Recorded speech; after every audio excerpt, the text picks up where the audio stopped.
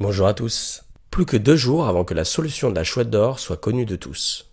Cela veut dire également que ce sont les 2 derniers jours de notre vie où on peut encore tenter de trouver par nous-mêmes la solution finale. Personnellement, j'aimais bien lorsque je me trouvais dans un lieu inconfortable, ou alors que je m'ennuyais dans une salle d'attente ou autre, me projeter mentalement en pleine forêt domaniale de Dabo autour des 3 fameux menhirs. Dans 2 jours, cela ne sera plus possible, car il n'y aura plus aucun mystère concernant cette chasse. C'est pourquoi hier, je me suis remis à chercher la super solution, en me disant que c'était très probablement la dernière fois de ma vie que je pouvais le faire. J'ai repensé à ce qu'a dit Michel Baker sur la façon dont le vainqueur a trouvé la solution. C'est la vidéo du passage en revue de H qui l'a mis sur la bonne piste. Pour ceux qui ne l'ont pas vu, c'est une simple vidéo d'un chouetteur qui passe en revue 3 autres chouetteurs exactement comme le fait un président face à ses troupes au garde à vous. Il n'y avait rien de nouveau dans ce passage en revue, il était tout ce qu'il y a de plus anodin. Je me suis amusé à le décortiquer pour comprendre comment extraire une mécanique qui pourrait me servir aux bornes Saint-Martin. C'est là que m'est venue une idée que je vous partage dans cette vidéo. Le joueur qui passe en revue a fait quelque chose qu'il n'a probablement pas remarqué. Il l'a fait par instinct. Les 3 personnes présentes devant lui n'étaient pas alignées. Il a donc imaginé un alignement virtuel et il les a passées en revue en suivant un axe parallèle à cette droite imaginaire. Et si la solution se trouvait dans cet alignement mental? On sait que les sentinelles ne sont pas alignées. Et justement, les bornes Saint-Martin ne sont pas alignées non plus. S'il fallait imaginer un axe imaginaire pour les passer en revue, cela ressemblerait à quelque chose comme ça. Mais ce n'est pas très précis, car c'est subjectif à chacun et basé sur aucun repère périn. Mais on peut également remarquer que la borne carrée semble au centre de cette construction mégalithique.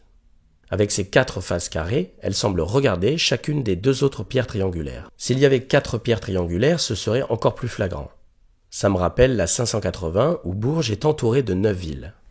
Et si la bande carrée était l'adjudant-chef qui passe en revue ces 2 troufions? Dans ce cas, il faudrait imaginer un axe d'alignement des 2 pierres triangulaires. Rien de plus simple, puisqu'elles sont 2. Il suffit donc de tirer une droite qui passe par ces 2 entités et de prolonger de chaque côté.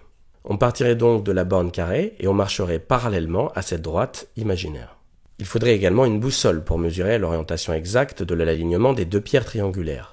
Dans ce cas, il n'y a que 2 directions possibles, soit vers la droite, orientation nord-est, soit vers la gauche, orientation sud-ouest.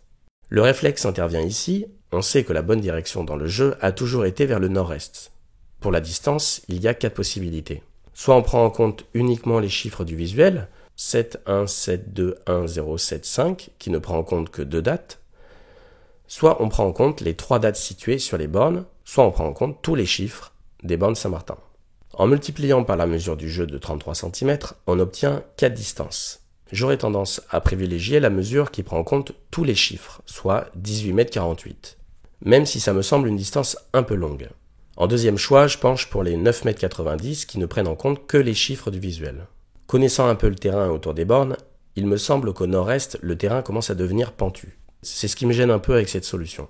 Mais je trouve que cette solution respecte parfaitement la consigne de jouer le rôle et comprendre l'expression du passage en revue. Maintenant, j'ai du mal à croire que cette solution n'ait jamais été proposée, si on écarte les gagnants évidemment.